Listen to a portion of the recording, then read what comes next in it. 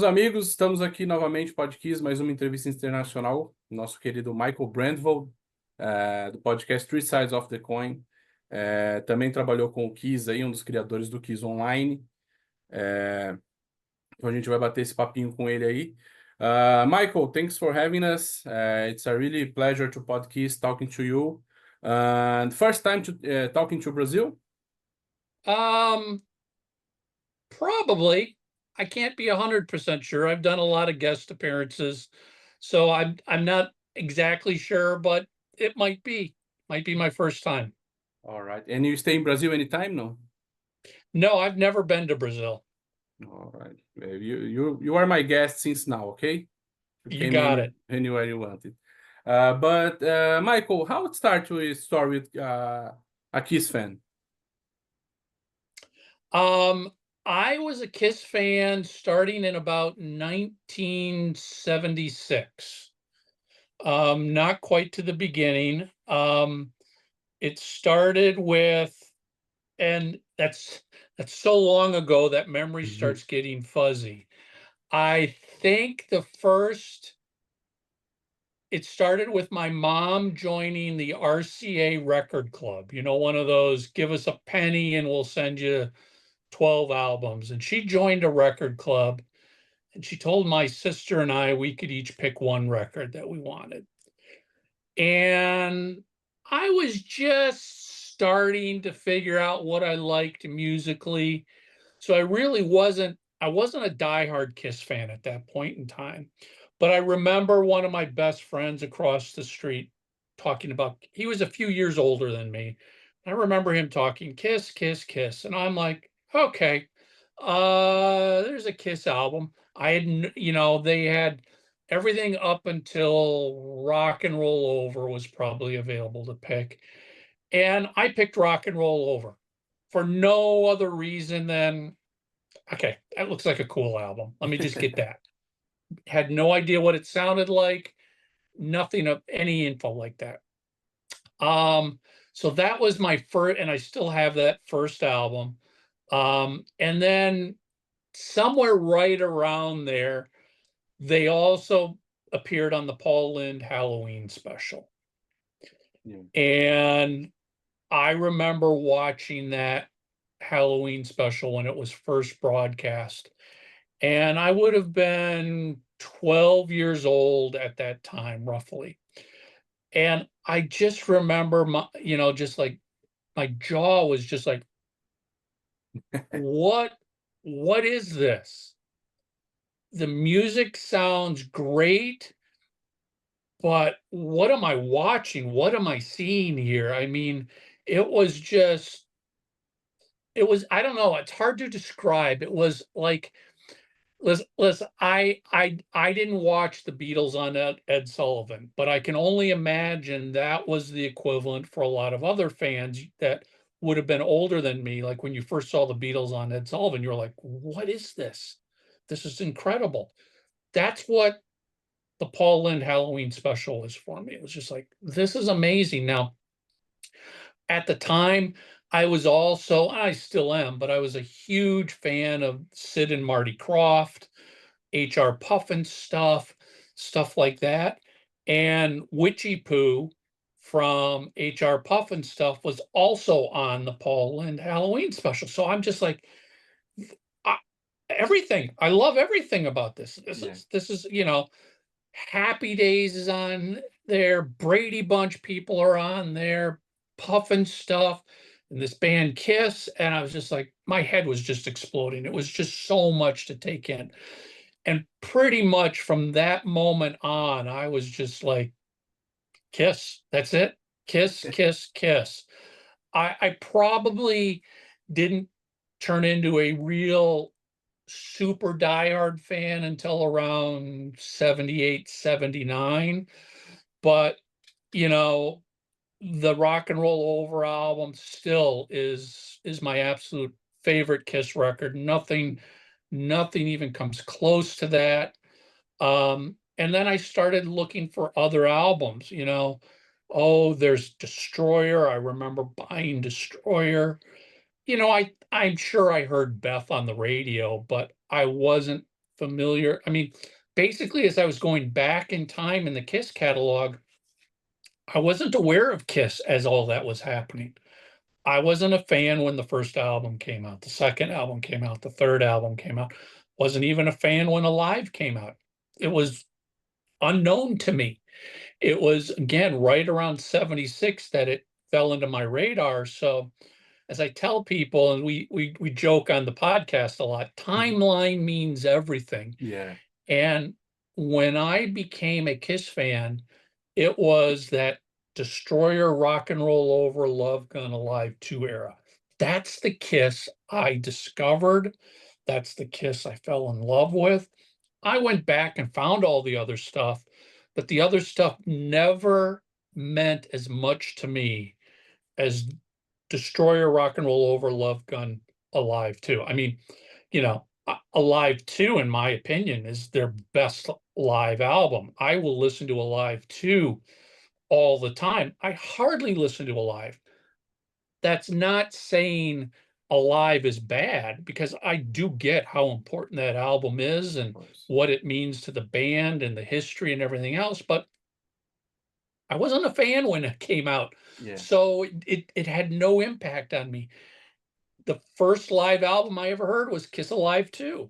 And, hearing God of Thunder on that and I Want You on that, I was just like, these guys are monstrous on that album. So that's when I first got into Kiss. And, and I have been a Kiss fan ever since 1976. Yeah. And 78 was basically the prime Kiss on live shows, right? In the original Yeah, I mean, members. 78 is what you could call Super Kiss. That's Yeah. when they were the biggest band in the world. People can argue all they want, but it doesn't matter. 78, 77, 78, Yeah.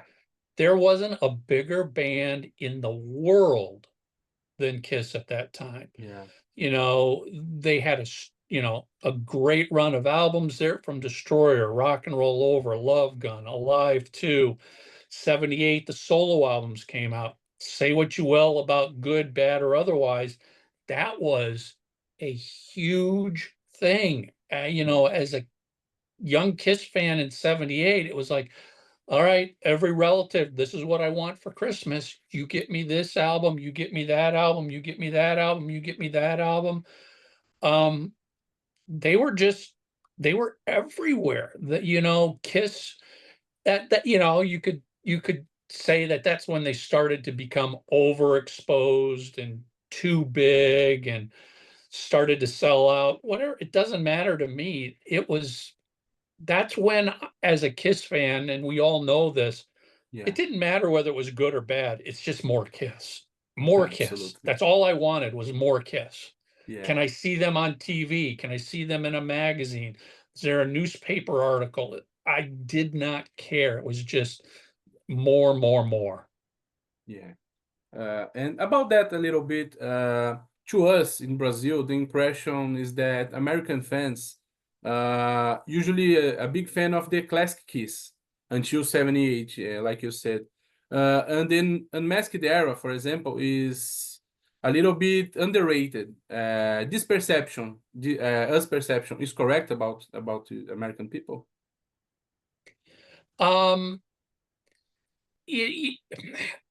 American, being a Kiss fan during the 70s, and we've talked about this so much on the podcast. If you weren't there, and listen, you could be a Kiss fan during the 70s, but you could have been in Brazil, or you could have been in Australia or Europe. Yeah. It was different. I mean, it was one of these things where, even though Kiss was so popular and selling out concerts and looked so amazingly cool and was releasing all this great music, they were also the target for so much hatred. From the Led Zeppelin fans, the Deep Purple fans, the Black Sabbath fans. Everybody was just like, oh, Kiss, they can't play. They're just makeup, their costumes, and their pyro. And we still hear that to this day. Yeah. But that was becoming worse and worse through the 70s, especially in the US. And I've talked about it on the podcast where I remember in 79, after Dynasty had come out, thinking to myself, boy, am I going to wear a Kiss t-shirt to high school today? Because I'm going to take so much crap from other kids in high school for wearing a Kiss t-shirt. And I was like, no, I love this band. I'm going to wear it. And sure enough, I show up at school and I've got a Dynasty t-shirt on, and Kiss sucks, man. Kiss can't play. They're terrible. They aren't going to be around. And, you would take so much heat. And that really sort of started with the solo albums and then got worse and worse and worse and worse. Um, I think to pure rock and metal fans, when Kiss released Destroyer, they became a different band. They became commercial. I mean, they put a ballad. Beth was the biggest song Yeah. on Destroyer. And, up until what? Forever was released off of Hot in the Shade, was the biggest single Yeah. they ever had. So it was a challenge for US fans. And, Kiss didn't help it. You could talk about the solo albums. I remember as a Kiss fan going, Peter Criss's album, what the hell am I listening to here? This doesn't sound like Kiss. Even Gene's solo album, what is this? Radioactive sounded great, but the rest of that album was just like, and I have different appreciation now as you get older. But when you're a 12, 13, 14-year-old kid, you don't have any of that. Yeah. I remember like getting those solo albums and going, well, why don't these all sound like Kiss? I didn't get what they were doing. Yeah. And then of course Dynasty comes out, and oh my God, that really drove a nail, split the fan base, especially in the US. Now, again, granted, Dynasty, they were getting bigger in Europe and they were getting bigger in Australia. But in the US, that Dynasty album was a lot of Kiss fans' moment for saying, that's it, I'm done with these guys. I'm going to go listen to, you pick any of these hard rock metal bands that had been around or were just launching their careers. It was tough. It was tough to be a fan. And, and it just got worse from Dynasty to Unmasked to The Elder. It was just like, oh my God. If you even hinted you were a Kiss fan during that period of time, people just laughed at you. Yeah. And how the people react to the first change on the formation? Because to explain, Brazil had a really strong connection with Eric Carr, because Her Alive, the Brazilian Alive, is Creatures of the Night. When Kiss came to Brazil in 1983, 3 sold-out stadium shows and etc. So Vinnie Vincent and Eric Carr mostly are a symbol to us. Yeah, even more than Peter Criss to some people. But in US, how you receive that? I'm trying to, for me, I remember, when Peter left. Okay, great. Peter left the band. They got a new guy in the band. I don't care. I'm a Kiss fan. I wasn't a fan of just one person in the band. So Yeah, of course. it didn't matter to me that there was somebody else coming into the band. Um, you know, and when Peter left, let's be honest, it was that period of time, Dynasty Unmasked. Yeah. Kiss wasn't popular. So a lot of people weren't even paying attention. The media wasn't paying attention, Makes the sense. radio, nobody, it was sort of like, oh, and by the way, a little mention in the bottom corner of an article, Peter Criss has left Kiss. Yeah. If that had happened 3 years earlier, it would have been a bigger deal, a much bigger deal. But it was sort of just like, oh yeah, Kiss, those Masked Crusaders, the Peter Criss left, they've got a new drummer, Eric Carr. So that might have eased the transition a little bit for us US fans, because again, a lot of people didn't care, just really didn't care or pay attention.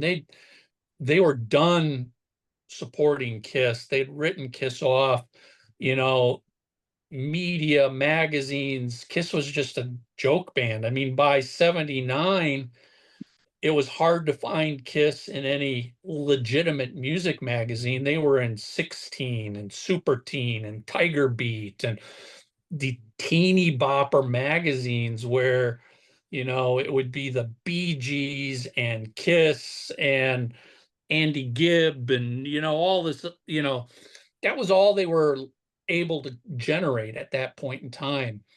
And when Ace left, it was also a odd thing because obviously he's on the cover, as you got behind you. He's on the cover Yeah. of Creatures of the Night.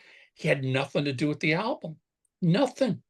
And Creatures of the Night was my first Kiss concert. And I Wow. remember the first ads I saw, they still had Ace's makeup in them. And I don't remember hearing anything that Ace was no longer in the band. Again, I don't quite remember how it all played out, but then I do remember an article of like, oh, Ace had a car accident. He's not going to be able to tour. We've got a temporary guitarist filling in while he gets better. I don't care. I don't care. Didn't matter to me. I'm going to see Kiss. And somewhere in there, I also remember, and maybe it was before I heard that excuse, another concert ad showed up, and Vinnie Vincent was in the concert ad in his makeup now.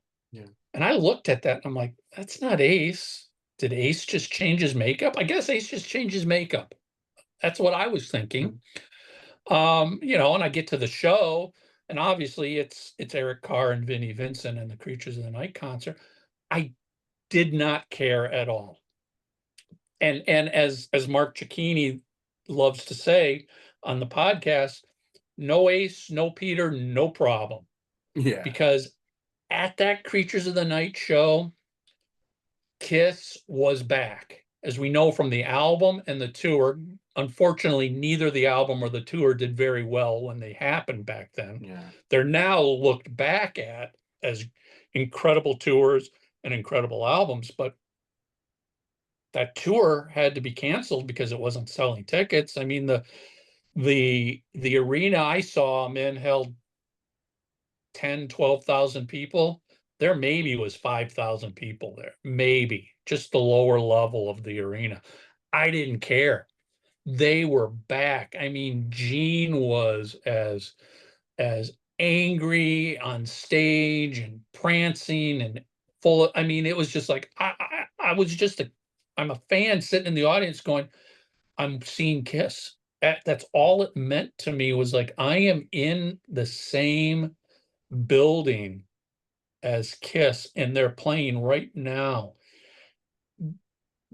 I had no time to sit here and go, oh, well, that's not Ace, and he's not playing as good as Ace, and that's not Peter, and the drumming is no. I was just like, my head was exploding because I was taking in Kiss live in concert. And as you know from when they played in Brazil, that Creature of the Night tour was so explosive. I mean, you couldn't help but go, what was that? Absolutely. Yeah. In talking to this era, how you receive in that time the Elder album? So The Elder was probably the first Kiss album I bought the day it was released.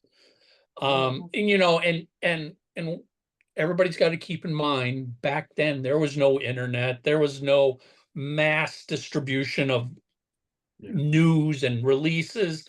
You learned information because somebody would have mentioned it on the radio.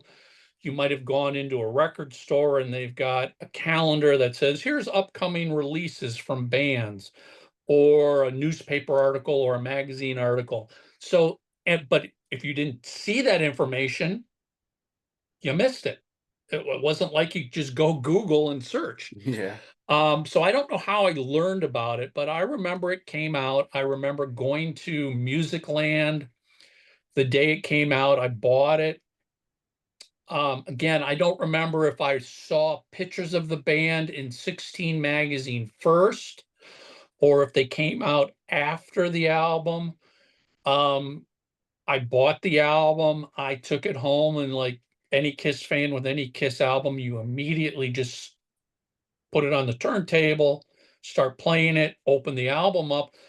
And and I do remember like, gee, there's no pictures of the band in this. What do these guys look like? Because as Kiss fans, we also knew every new album meant new costumes. Yeah. What are the new costumes going to look like? There's nothing here. And this is where, right around the same time, like 16 magazine comes out. We've got the new looks for Kiss, and I'm immediately buying it and opening it up. And there's those famous photos of each of the members of Kiss. And I remember, looking at those photos going, they're not wearing platforms.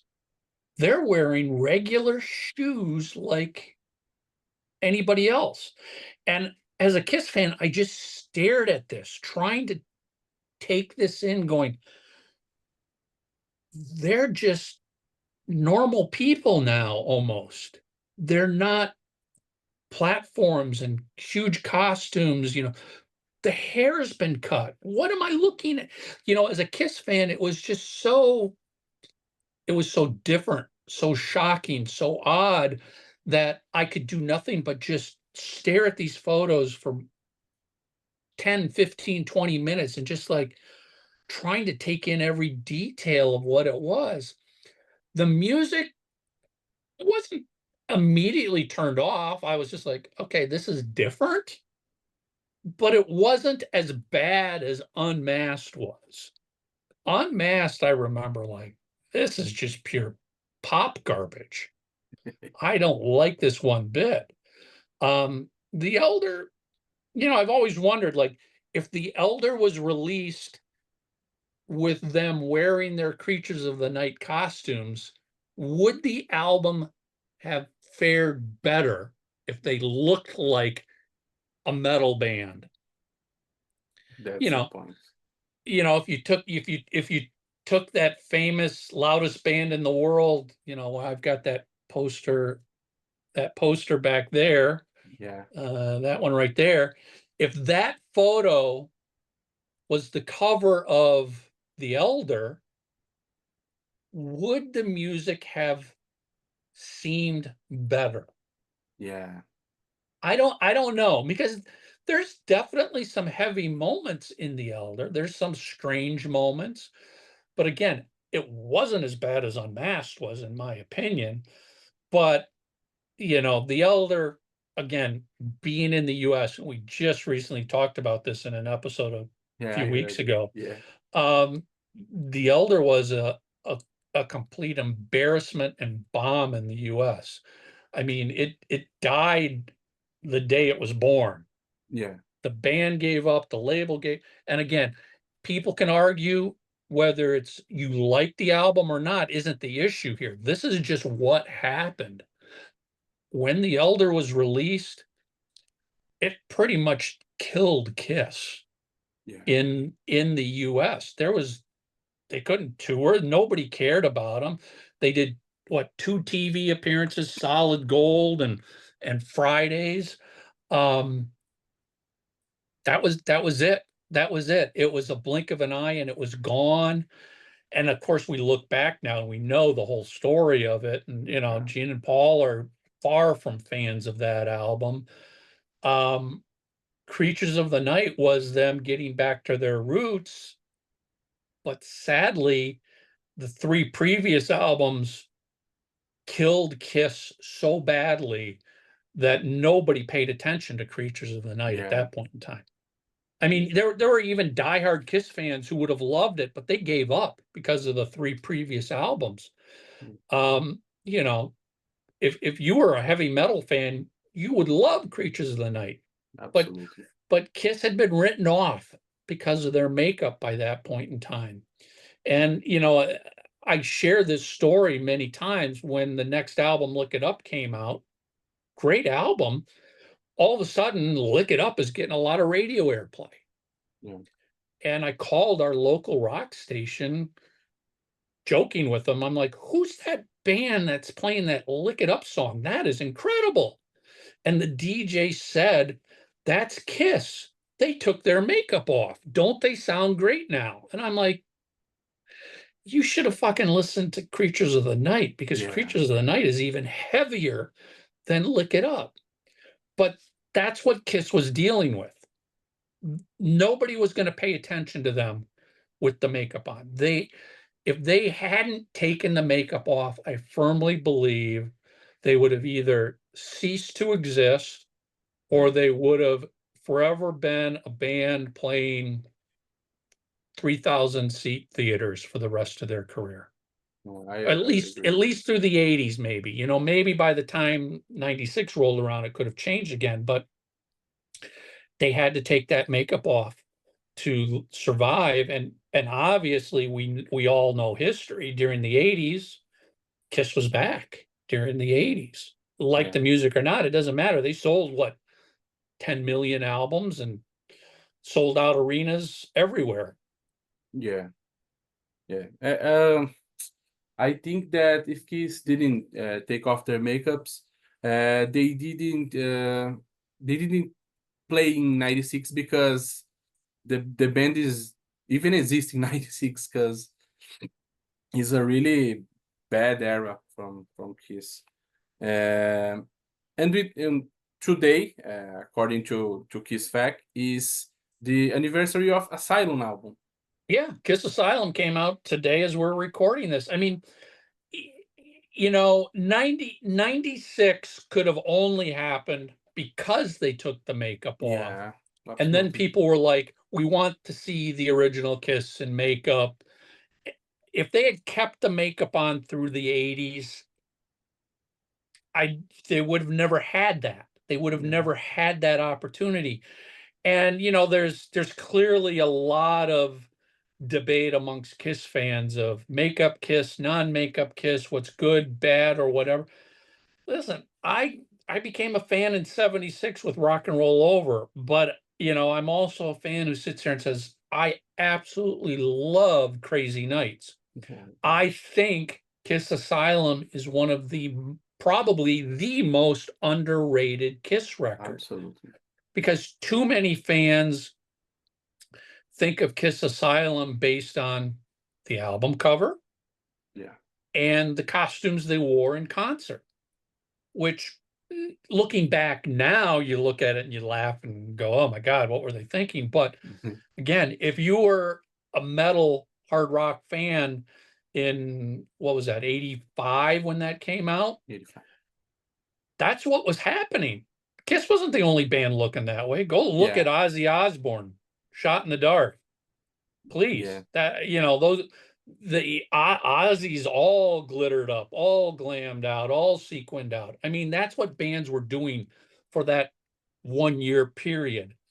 But listen to Asylum. Don't look at Asylum. Listen to the album, and you're going to go, God damn, this is actually a pretty heavy album. This has got some feelings of 70s Kiss, much more than Animalize had. Absolutely.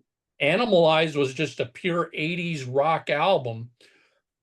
Asylum goes back to it's got some moments where you're just like, wow, this is some classic Kiss sound here. So I think it's the most underrated, most overlooked Kiss album in their catalog. I agree. For example, Trial by Fire is one of the greatest Gene songs on the '80s by far. And it's on Asylum. Yeah, I mean, Gene's had his good and bad moments during the '80s, because obviously we more know bads than goods, right? Starting with Animalize, Gene was basically not actively part of the band until Revenge. He had checked out of the band. Kiss during the 80s is basically a Paul Stanley solo project under the Yeah, name Kiss. absolutely. Doesn't, I'm not saying that's good or bad or whatever, but that's what it was. He was the one producing albums. He was the one writing the songs. Sure, Gene wrote songs, but Gene was delivering some pretty crappy songs during the Yeah. 80s too. I mean, he wasn't even trying. But concert-wise, they still were kicking ass. I mean, I went to the Animalized concert. I was at the Asylum, Crazy Nights. Crazy Nights was a little weak for me. I felt like they were starting to phone it in. But there's nothing like a Kiss concert. That's just what it comes down to. Absolutely. And Michael, talking a little about yourself now, like we know, you are one of the creators of Kiss Online. And then Happens calls your excellent job on Kiss Otaku, right? Yeah, so I mean, the short history is in 1995, I launched a website called Kiss Otaku. Yeah. Just a fan website. I was a fan of Kiss. I mean, the internet basically had just started then. People were just starting to build websites. It was like the 5th website about Kiss ever in existence on the internet. Yeah. And it was kind of like right place, right time. I did this because I wanted to learn about HTML programming. So I built a website. Yeah. The reunion happens the next year. Now my website gets really big because Kiss is popular. At the same time, the internet's starting to really freaking explode. And and I had done a little work with Gene to help promote the Kiss Conventions tour and the Kiss Street 2 book. So I had some business correspondence and dealings with Gene on those. He had hired me to do those two things separately. And in 98, this was just before Psycho Circus was coming out. Gene had left me a voicemail message just saying, Mike, what are you doing? I've got a business proposition. I'd like to talk to you. Give me a call. Okay. I wasn't jaw dropped because again, I dealt with Gene Yeah. a couple It's not the times first before time. that. Yeah, I had met him backstage at one of the official Kiss conventions. But I called him and he's like, we're gonna build a Kiss website. And basically he was saying, listen, if we're gonna build a Kiss website, I want somebody who understands Kiss to do this. I don't want just some random graphic designer who's given a bunch of Kiss images to build a website. You want somebody who understands Kiss, who understands the Kiss fans, understands the internet. He's like, that's you. If you're interested, call Doc McGee, talk to Doc McGee and see if you can work it out. He made no promises about anything. He basically, and I still remember to this day, he ended the conversation with, Mike, I can't promise you anything. I can open a door for you here. You have to decide whether you walk through the door. I don't promise what's on the other side of the door. I don't promise what's going to happen or how long it will last. That's up to you to take that chance. I called Doc McGee, had some calls with Doc McGee. I was actually going to fly. I was living in Chicago at the time. I was going to fly from Chicago out to Los Angeles to attend the Psycho Circus press conference in LA. Yeah. I was already going to do that.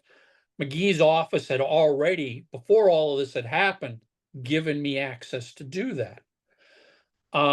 So Doc said, why don't you come out a day earlier, fly to San Francisco. You're going to meet with Biel Furlaneto, who's the guy who runs the merchandising company that does all of the Kiss licensing and merchandising. Because they would be the ones hiring you to do the Kiss website. They're the ones that are going to do the website. So I did that, flew to San Francisco, met with 3 or 4 people in that office, had a meeting with Del Furlaneto, the CEO, and I knew it was a good sign when the first question Del asked me in the meeting was, "So how much money do you need to come out here and do this?" Wasn't about qualifications. It wasn't about experience. It was just like, what do we got to pay you to do this? And I was just like, okay, well, I had already figured all that out in advance. I knew cost of living change from Chicago to San Francisco, moving, all of this.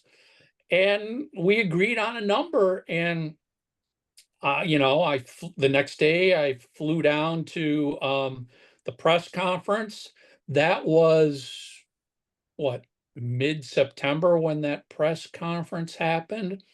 And by mid-October, I had been moved out to San Francisco and I was starting a new job. Just All right. left my existing job, moved out to San Francisco, was hired, was worked, and basically they said, Mike, you have to build KISS Online. That's it. It didn't exist. Nothing existed. I built it all from scratch and grew it and grew it and grew it. I mean, it started out as a paid membership website, which I think after about a year, I convinced everybody, let's get rid of the paid membership. We can get a lot more people to visit the website if it's free. And then they're KISS fans. We'll just sell them t-shirts. We'll sell them posters. We'll sell them all this KISS merch that we've got. And that worked out beautifully. And yeah, I built the site. I changed the site. I updated the site. I went out to all the shows I wanted to, gathering content, interviews, whatever. And, I ran it until about, I don't know, was it 2005, 2006? And then I got a better job offer for even more money for an internet startup company. And I was just like, Yeah. What Of would course. Gene do? Gene's gonna go take more money. I'm like, Yeah. that's where I'm going. All right. Great. And how is the feel to you to be credited on a Kiss album? Because your name was on Kiss Alive 4, right? In Kiss Um, Symphony. yeah, I think I've been mentioned on some albums, Yeah. tour books. Um, to me, that's one of the greatest things. I mean, I don't have it quickly accessible here. Let me see if I can find it. I've got my stack of Kiss laminates that I got from when I was working with them. Trying to find my very first one because that to me was, I know it's here somewhere. I don't have easy access No to it. problem. When I got my very first KISS all access land, this would have been at the Psycho Circus Dodger Stadium show. Oh, And, it's got my picture on the back. It's got my name on it. I was just like, this is it. Is there anything greater than this? And then, I'd get laminates for all the other tours I'd go to, and then see my name in the back of a tour book or on an album, or, some of the RIA awards that I got yeah. with my name on them. Those are the most cherished KISS items I've got. And I've been collecting KISS stuff since the mid '70s. I mean, I've got the toy guitar, I've got Lunchbox, I've got the model van kit. Yeah. But I'm sorry, the band giving you an all access laminate with your photo and name on it, Yeah. it doesn't get any cooler than that as a KISS fan. To see your name in a tour book or on an album, you're going to be there forever. No, right. Absolutely. It's the most valuable thing that could happen to you. Absolutely. Uh, and can I call you Mike? Sure, that's fine. Okay. Mike, how is work with the band during the reunion tour? Today we knew that was a really negative relationship with the original four. But how is to a fan see this from the inside? Um, It's interesting. I mean, there's a very common phrase out there. If you're a fan, don't ever meet your idols. Yeah. That wasn't the case for me Uh, because for the most part, I've always loved the music business. Yeah, I yeah. love Kiss, the music, the shows, everything, but I Yeah. love the business. I love the behind the scenes. I love to know, how the phrase goes, how the donuts are made. I want to know how everything happens. So, yeah, I mean, the second I started working with them in 98, I was behind the scenes. I was seeing stuff. I was seeing stuff that a lot of fans probably would have like, oh my God, that's terrible. How can they be? It's business. Yeah. It's business. They're doing this to make money, to do a show, to do an album. Um, it, it didn't it didn't shock me, it didn't upset me, it didn't bother me. I mean, you know, especially during the farewell tour.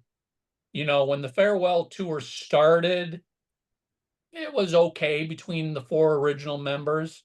But by the time the farewell tour ended in the US, please, they didn't want to be anywhere near each other. It was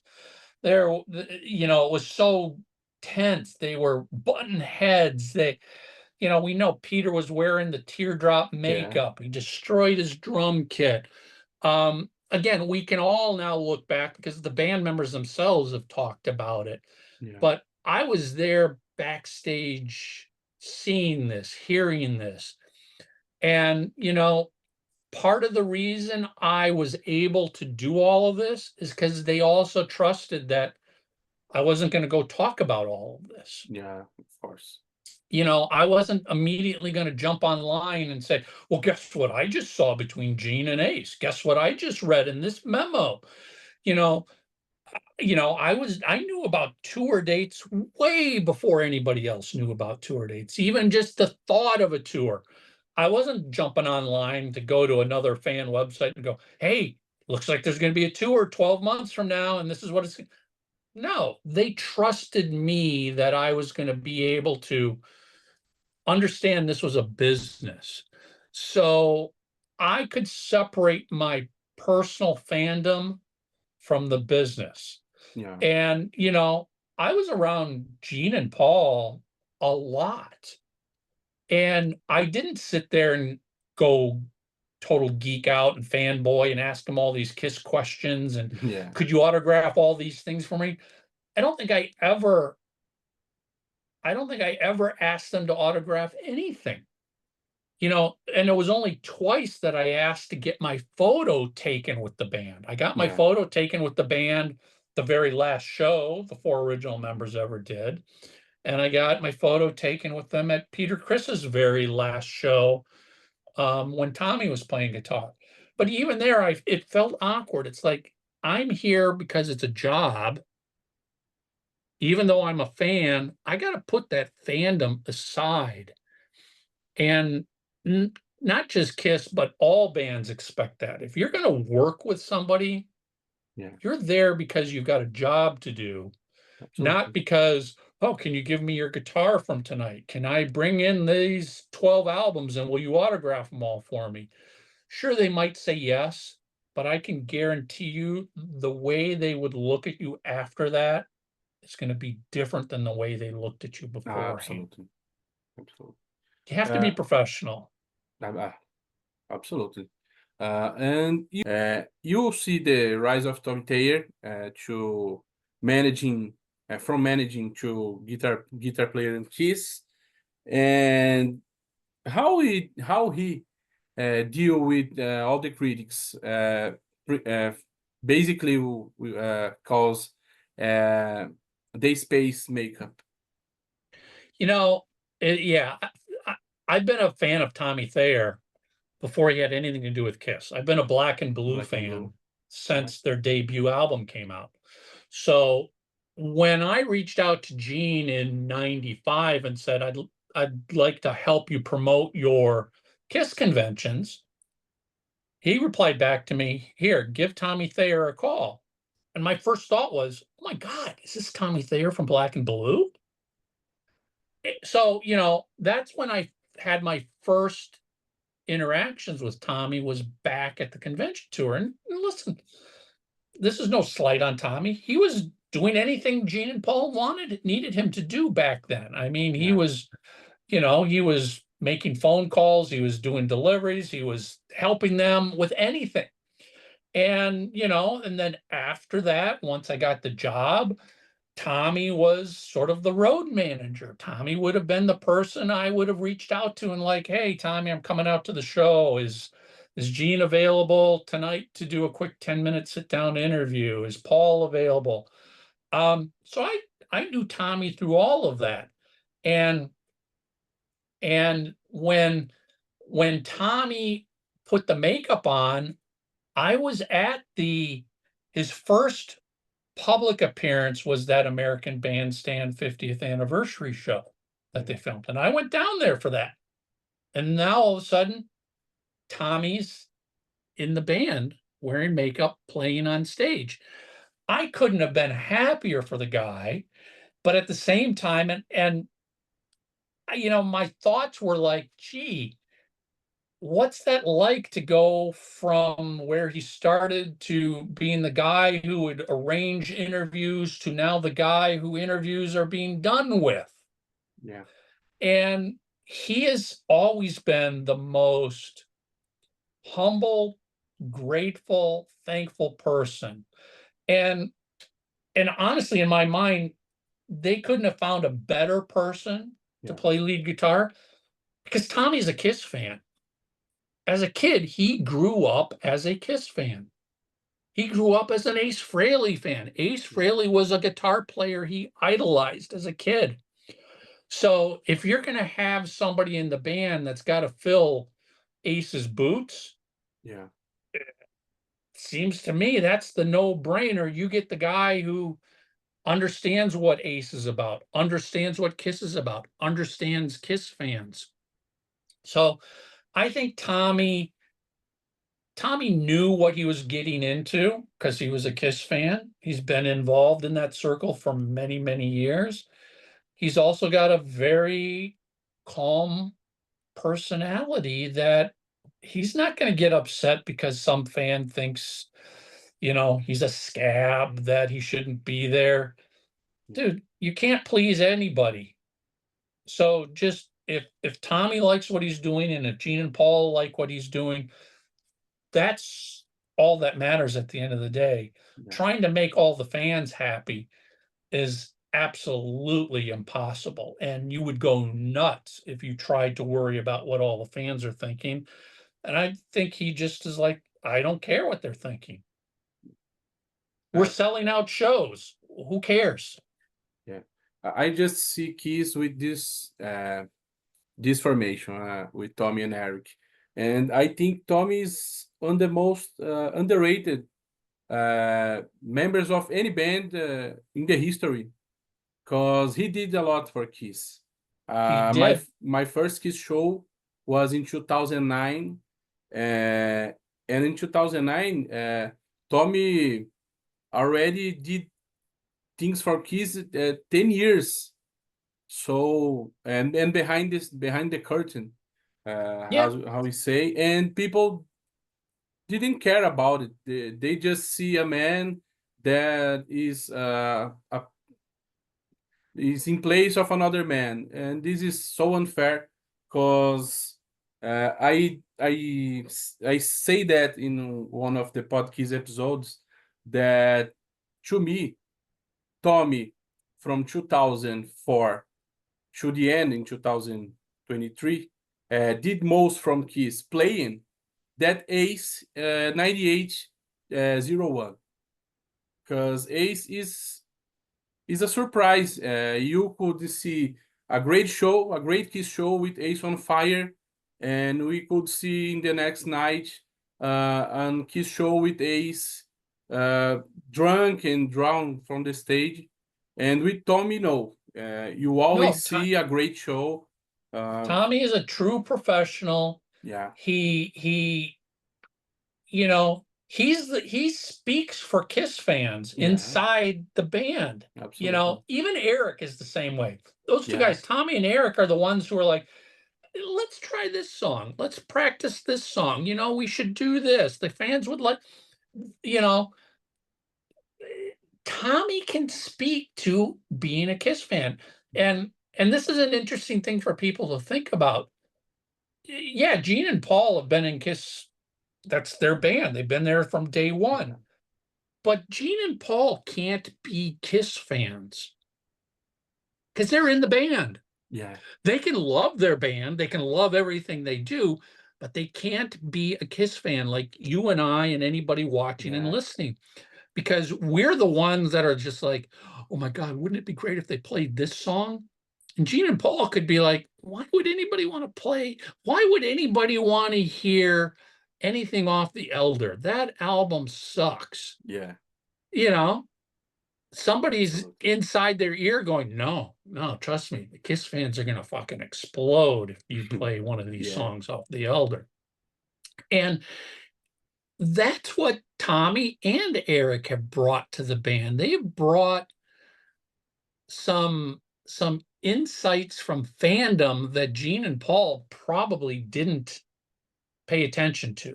yeah, absolutely. Mike, talking a little about Three Sides now. You are now with over 8 million plays on your episodes, radio show too. The godfather of the Kiss podcast, like I say to you before we start. And how did the idea come from? And you imagine see the project reach so many people, including countries with different languages like Brazil. Yeah, you know, it's funny. I mean, after I stopped working with Kiss, you know, I remained a Kiss fan, but I was, you know, I wasn't back into running websites, fan websites, or any of that stuff.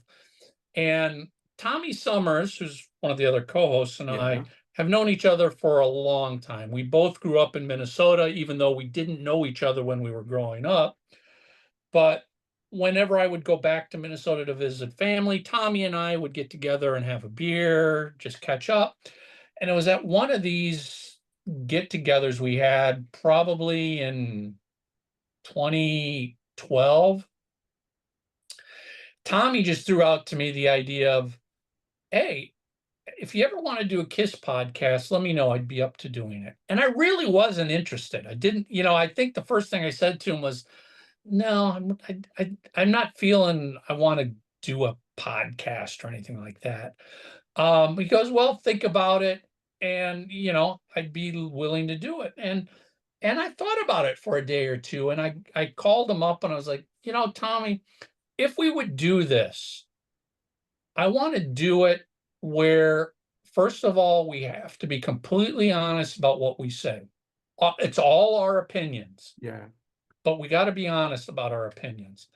And I go, and more importantly, we have to talk about Kiss fans, the good and the bad of Kiss fans. yeah, I go, I don't need to do a Kiss podcast to get anything. It's not like I wanted to do it to meet the band, to get free tickets, to get albums. If I wanted tickets to go to a show, I could call up Doc McGee's office and I could get tickets for it. yeah. I didn't need any reason to do this. And he's like, I'm right there with you. I'm right there with you. And I'm like, all right, let me, and I honestly was like, we need a third person so we can have three different opinions rolling through here. I don't think we even had the name of the podcast yet. And I was like, I know this guy, Mitch LaFon. He's a huge Kiss fan. Let me see if he'd want to do this. And Mitch said yes. And at that point, I'm like, okay, we've got three of us. And I was never a fan of naming a website, a fanzine, or anything like, oh, this is the Kiss Asylum podcast. It's like, Mhm. no, that's not, to me, that wasn't original enough. I'm like, Yeah, you know, when I named my website Kiss Otaku, yeah, I mean, even Gene, when I first saw him, he's like, what the hell does otaku mean? Well, otaku is the Japanese word for fanatical. Yeah. Kiss fanatical. That's what we are. Plus, it had the Japanese tie-in, which was cool for Kiss. But I was like, okay, three of us, two sides of the coin is a fun Kiss song.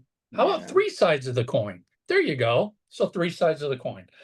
And so we started it with literally no preconceived notions, plans, how long we're going to do this, what we're going to, nothing other than I was like, okay, this is going to be once a week and it's going to be very consistent. As long as we're doing it, we're going to do it. It's going to be released every Tuesday. I'm like, it's like a TV show. Your favorite TV show, you knew every week a new episode was going to come out on TV. I don't know why it connected or what was special about it, but it did. And I tend to think a couple things are why it works so well. Chemistry, especially after Mitch LaFon left and we got Mark Cicchini in, because Mark's been with us now for over 10 years. There's real chemistry between the three of us when we get on there. I mean, we're just friends. And our complete honesty of our opinions. We're not saying anything to make somebody like us. God knows I take enough heat when I tell people I truly love Crazy Nights. Yeah. I don't care if somebody doesn't like that opinion. It means nothing to me. It doesn't change anything. So the fact that every week we're doing these shows and we're just, the premise was always if you and a couple of your buddies met at a bar once a week to talk about your favorite band, Yeah. what would you talk about? Okay, this is it. We just happen to hit a record button and you get to listen to our conversations. And I mean, that's the way the show is. As anybody who listens, you'll be like, we start talking this, then all of a sudden it goes here, here, here, and we end up on a completely different discussion by the end Yeah. of the show. Well, that's what you do when you hang out with your friends at a bar. You start talking about a football game and you end up talking about a rock band or whatever. And, hey, I love this team. I hate that team. Hey, this player needs to be fired. This player's great. Whatever it is, it's all just opinions. And I think to some extent that's what drives some of the people crazy is they think we're talking facts. Yeah. And we're not. We're talking opinions. I'm not saying Crazy Nights is the best album. I'm saying I love it. You don't have to. Yeah. You don't have. I'm only saying Kiss Alive 2 is my best live album. I'm Yeah. not saying Alive sucks. If you love it, that's great. And why that's so interesting is you really can't argue. You can't get into arguments over stuff like that. Yeah. How are you going to argue with me that I'm wrong thinking Kiss Alive 2 is a great album? Yeah. You can talk as long as you want, and it will never change the fact that I love Kiss Alive 2. Yeah. And that drives some people just crazy when they listen to I us. know that. I know. The problem is today, I think, is when you say that you love Crazy Nights, the people think that you are convinced them to like Crazy Nights. To know I like Crazy Nights. If you don't like, No. it's okay to. That's all Yeah, I right. mean, we say that all the time on the show. We talk about Kiss merchandise. Mark and I are like, oh, all these new Kiss action figures that are coming out, they don't do anything for me. But if you love them and you want to buy them and they Yeah. make you happy, go for it. Do whatever you want to do that Yeah. makes you happy.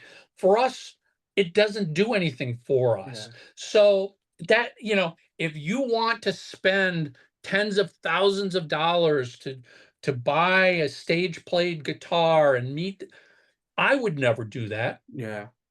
To me, I would rather spend that money somewhere else. I'd rather spend it on my daughter than Yeah. buy a guitar. But if you want to do that and that makes you happy, Go for it. all the power to you. Go for it. And don't let anybody else tell you you're a fool for doing that, because it's your money to spend how you want, however it makes you happy. Yeah. And Absolutely. that's what music is all about, is it's completely subjective to each person who's listening to it. One person can hear one song and think it's the greatest song in the world, and the other person go, God, it's like fingernails on a chalkboard. How could you listen to that? It hurts my ears. Yeah. There's not, both people are right. Yeah.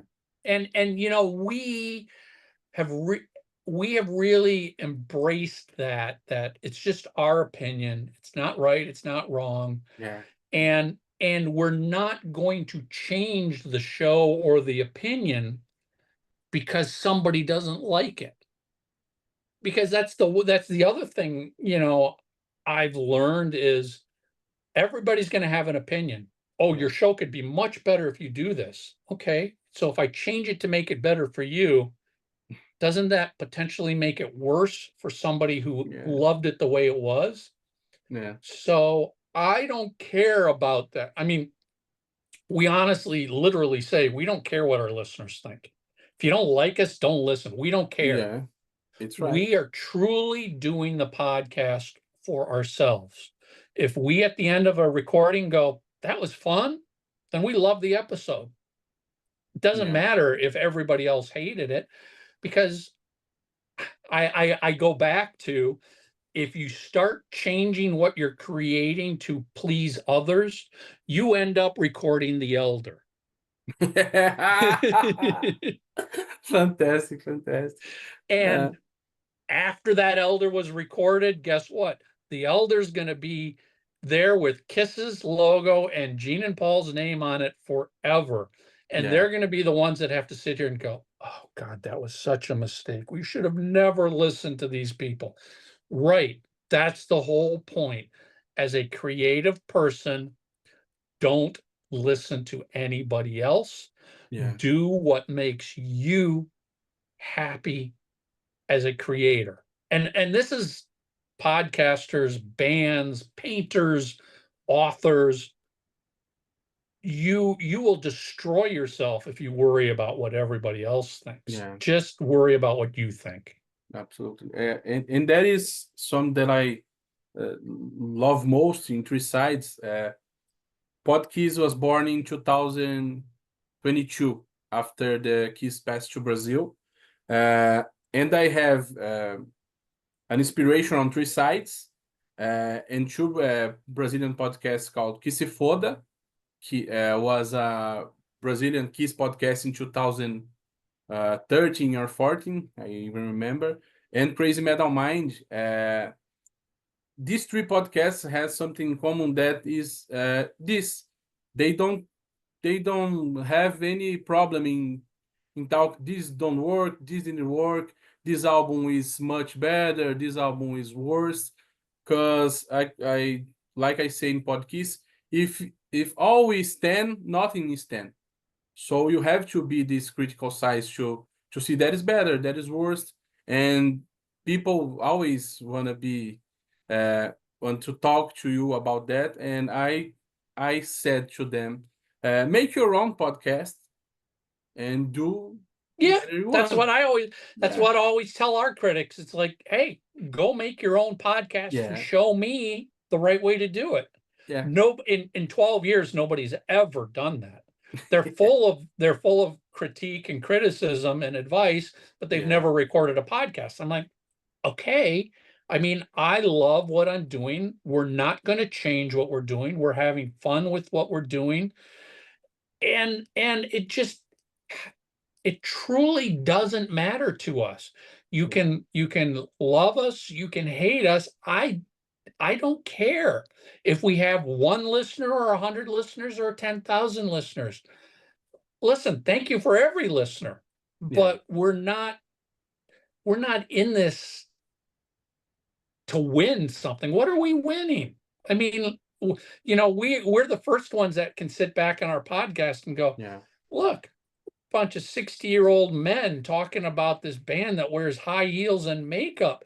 I mean, come on. we're a bunch of idiots. Absolutely. We're a bunch of crazy fans. If you can't laugh at yourself, you've got a problem. And we can. And we've also always said that as a fan, you don't have to love every single thing your band does. Yeah. To be a fan, you have the right to say I like A, B, and C, but boy, did D, E, and F suck. But I'm Yeah. still a fan and I'll support you on the next release. Yeah.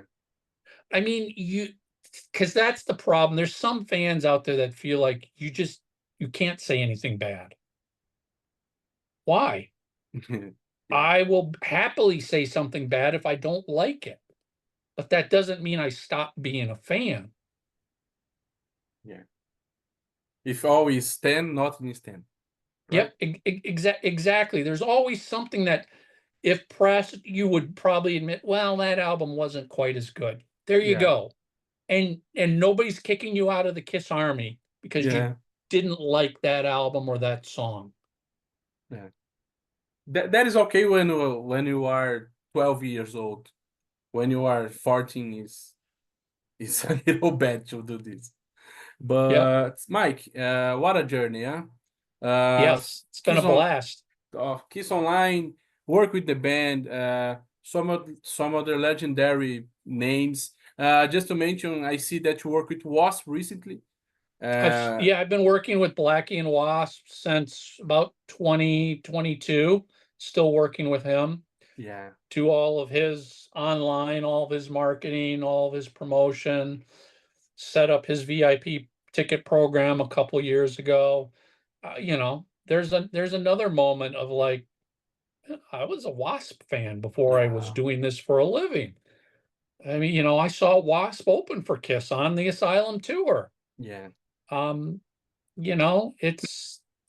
it's incredible that I can sit here and have conversations with Blackie and talk about set lists and tours and all this other stuff. And, yeah, and then we're both Kiss fans. Blackie's a huge Kiss fan. So we'll yeah, have our tangent conversations talking about Kiss and the early days. And, yeah, it's all, I always laugh. It's like 12-year-old me would be like having a freaking heart attack if he knew all of this was happening. yeah. I can imagine that. I see Wasp just one time in 2019. They had Brazilian drummer Achilles Priesters on the band. Yeah. Oh, Uh, he's an amazing drummer. yeah, He he's is a he beast. is an absolute monster and the nicest guy you could ever meet. Yeah, he's a and in São Paulo, when I see the show, he brought his own drum kit. So was a giant drum, and he was like a beast, like Black says in the final of the show. But like I was saying, legendary names. The most influential Kiss podcast of the world to me and for many other peoples. And if you could back to the past to tell anything to the little Mike before all this thing happens, what did you say to yourself? Um, Hold on tight because it's going to be pretty exciting. Or keep dreaming, follow your dreams. Anything is possible. I mean, this all goes back to, I think every Kiss fan at some point was like, wouldn't it be so cool if I ever worked for Kiss? Yeah. Whether you were a roadie or whatever, everybody is like, I would love to. And I I remember in work for 19, free from Kiss. I sent Kiss a resume in Yeah, 1987 and Chris Lent replied back to me with a letter, and I was, who would have known that when I did that in 87, only what, 11 years later, I'd yeah, be working for Kiss. And I know Chris Lent. I helped Chris Lent. You can see I've got his book here. I helped Chris yeah, Lent promote his book when it was first released. He sent me that. He was so grateful for all my help. He sent me, a framed cover of his book. Yeah, honestly, my whole attitude was because of Kiss. Kiss has always preached to everybody. Yeah. Anything's possible. Live your dreams. Don't let anybody tell you you can't do it. Yeah. That's what I always did my whole life. And guess what? It actually came true. Yeah. So, it's an amazing story to tell. Thank you. Pessoal, agora é a parte do nosso bate-bola, né? Como a gente gosta de fazer aqui nos nossos programas em áudio. A gente vai fazer aqui com o Mike. Mike, so some quick fire questions. Most underrated Kiss song. Most underrated Kiss song. And most overrated too. Boy, those are, those are two good questions, because I've never really thought about overrated, underrated songs. I've thought about albums. Most underrated Kiss song.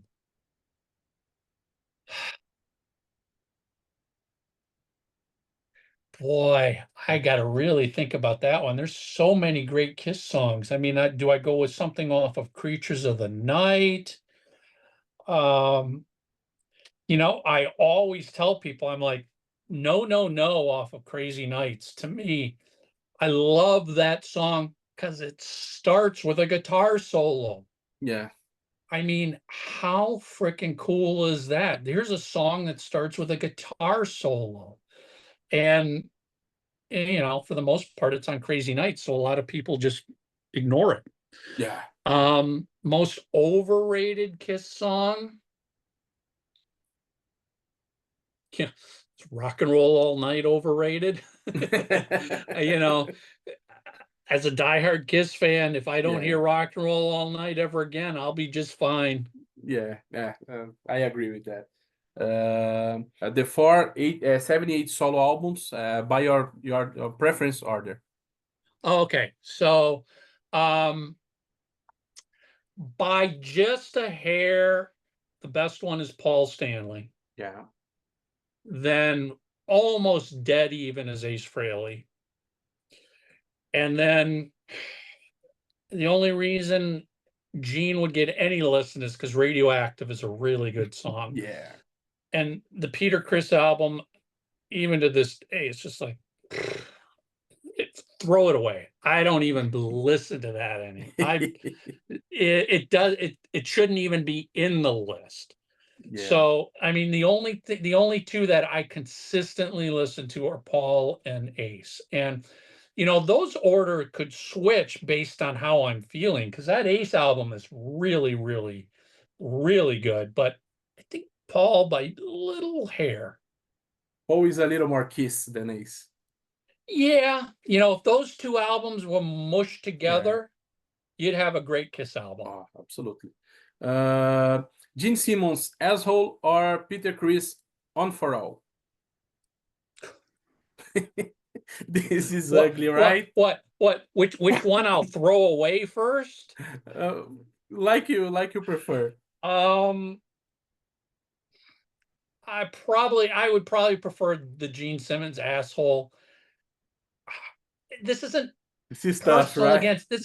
personal against Peter, but Peter's just never released any solo material where it was just like, oh, I'll take that back. His Let Me Rock You solo album is probably his best solo album. Yeah. I like that one. I could listen to that. All of the other Peter Criss solo material, it's just like, I don't even bother listening to it anymore. And it's not that I hate Peter, because I will say this even right now, Peter Criss's drum solo on Kiss Alive 2 to me is the best drum solo I've ever heard on a live album. I absolutely love that. Yeah. Now, Paul Stanley's Live to Win or Ace Frehley 10,000 volts? 10,000 volts easily. Is more rock. Live to Win felt like Paul was trying to be something he wasn't. Yeah. A little Nickelback. A little too modern rock Yeah. type stuff. 10,000 volts. And if you heard the review and the discussions we've had, Yeah. surprised the hell out of me. I mean, for the most part, I have not been a fan of most Ace Frehley solo albums. Yeah. Me too. For a multitude of reasons, but I still support the guy because I want him to keep doing stuff. But 10,000 volts, I listen to that and I'm like, wow, now this actually is really good. It hooked me, it grabbed me. I've listened to it over and over again. It is probably Ace's best solo album outside of his 78 solo album, in my opinion. Better than the Comet Shoe? Yes. Yeah. I would have initially said the first Frehley's Comet was his best solo album after 78, but after listening to 10,000 volts enough, I think 10,000 volts is even better than Frehley's Comet. Oh, great, great. White Tiger or Vinnie Vincent Invasion? God. Sorry about that.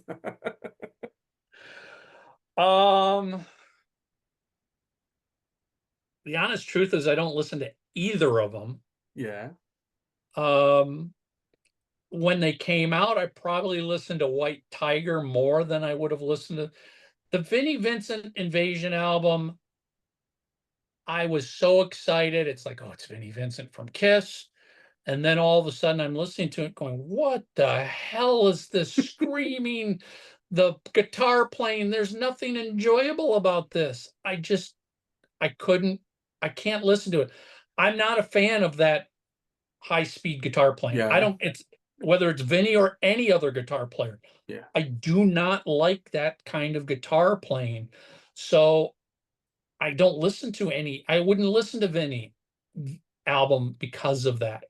Yeah. Mark's wasn't quite that bad. Yeah.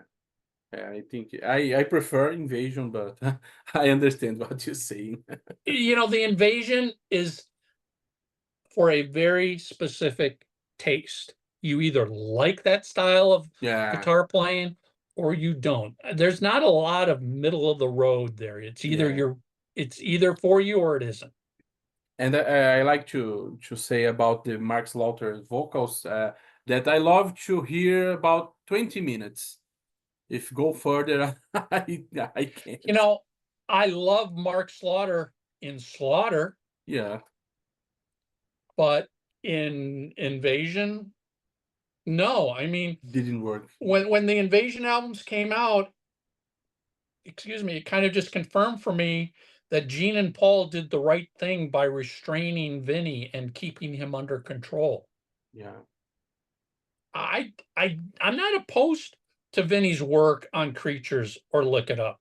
I think it's great work, but he was clearly very under control by Gene and Paul. When he was let loose, you got the Invasion. It's just like, well, no, I don't need that. Restrain yourself, dude. Yeah. Bruce Kulick's Union or Tommy Tayer's Black and Blue?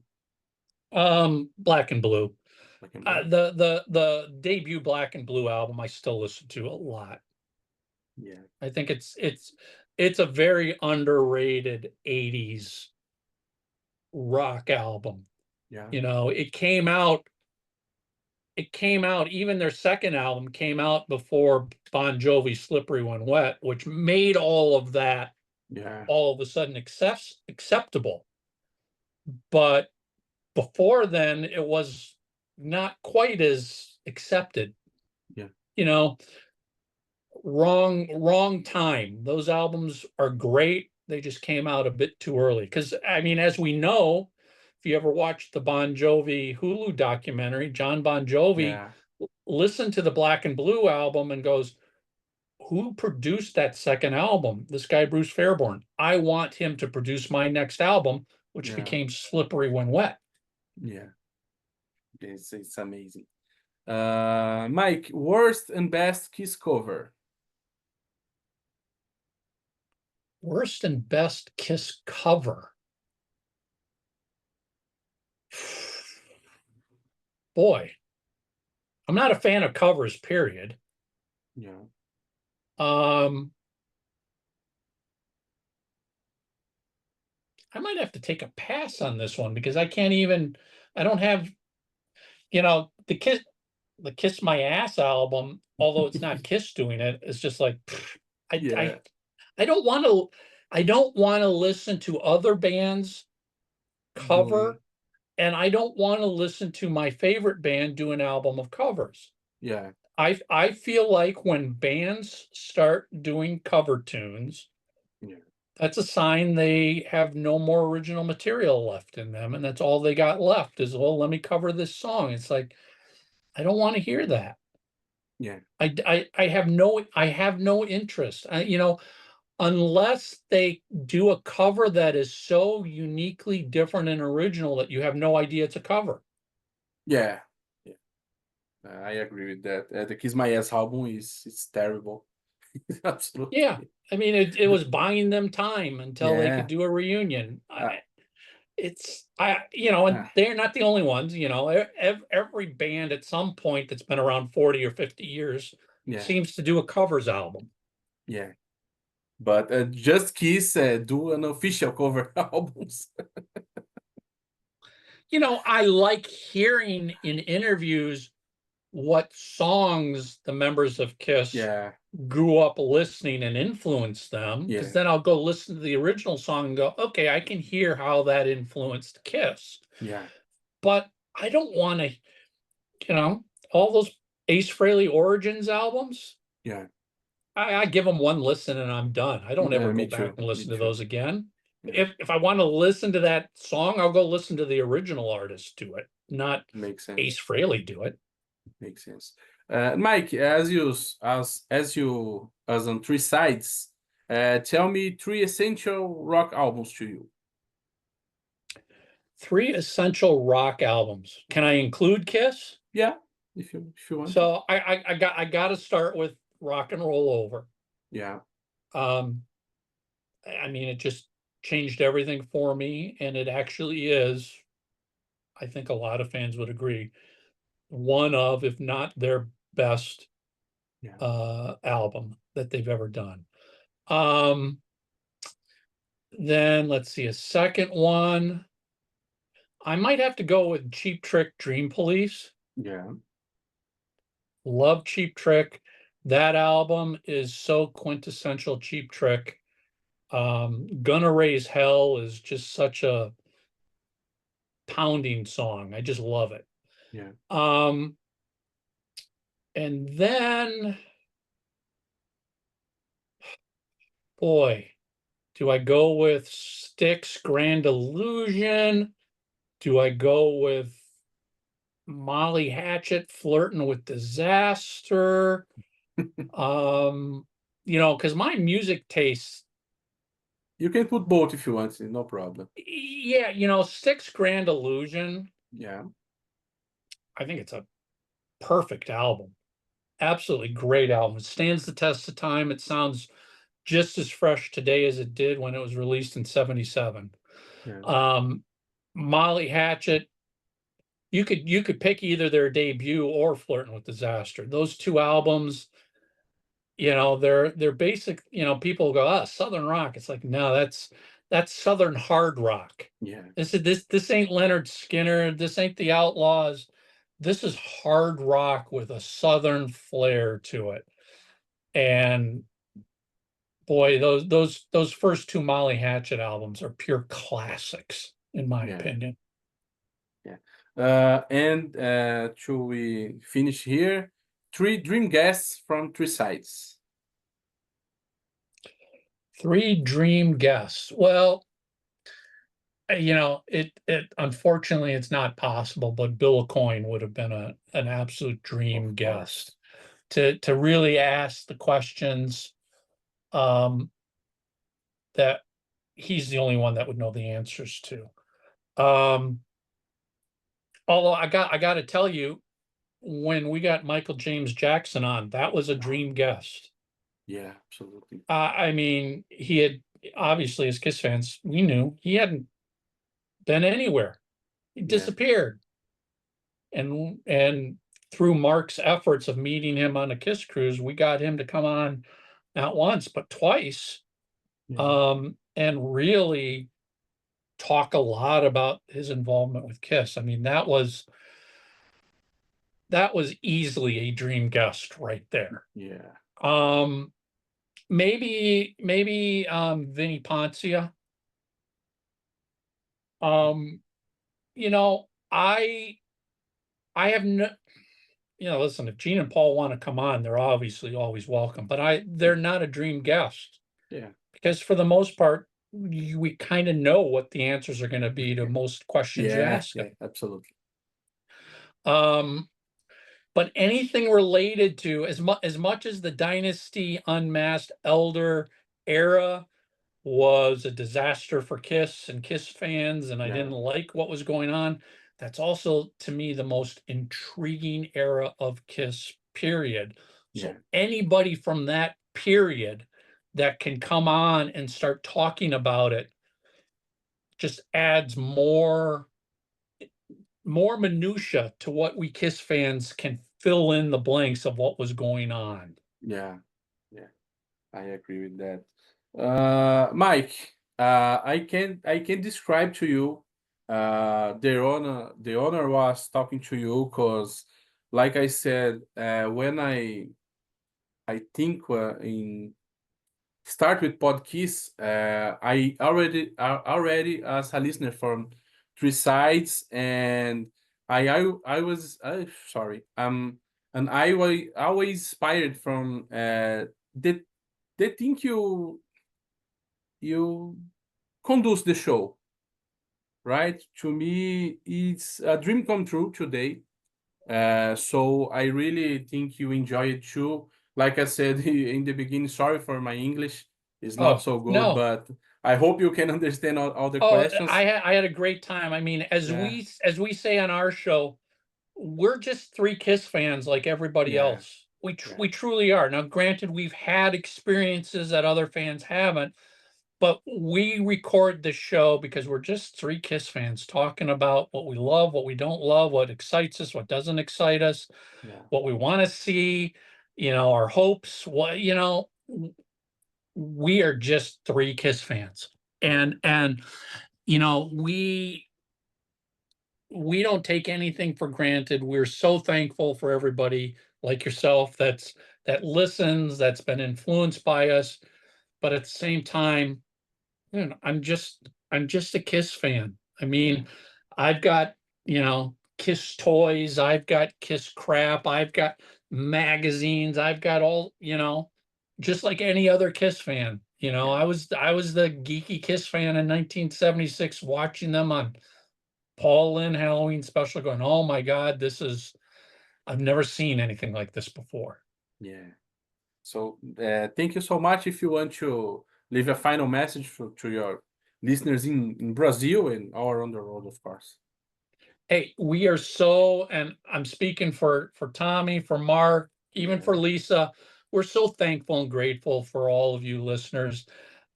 Every time we hear from a listener in another country, it just, honestly, we privately chat and go, can you believe this? We're just talking about Kiss, and we've got messages from Brazil, from other places in South America, from Asia. And it's just like, all we do is talk about this band that all of us love, and it just means so much to us. We truly are thankful. Thank you. Pessoal, esse foi o podcast. Espero que vocês tenham gostado. A gente volta aí em breve com mais uma entrevista muito legal. Michael Brandvold, thanks a lot. I hope you can back sometime to talk a little more about Kiss, and see you there. All of you, goodbye.